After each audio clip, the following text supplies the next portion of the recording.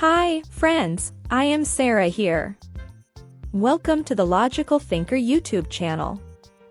In this video, I will be explaining how to add audio to a PowerPoint presentation file. Click on the Insert option in the PowerPoint menu tab.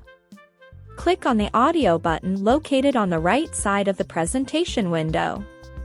Choose an audio file from your computer and insert it into the presentation. Then you can see Audio Tools on the right side of the menu tab. In this tab, mark the Play Across Slide option as shown on the screen. Then choose Audio, and cut and paste it to the first slide of the presentation.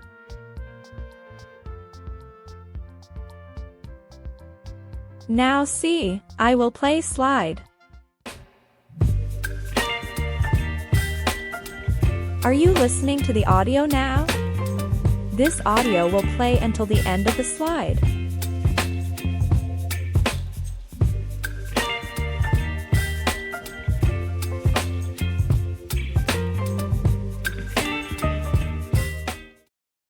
Okay, friends, please subscribe to our channel to get more useful videos like this.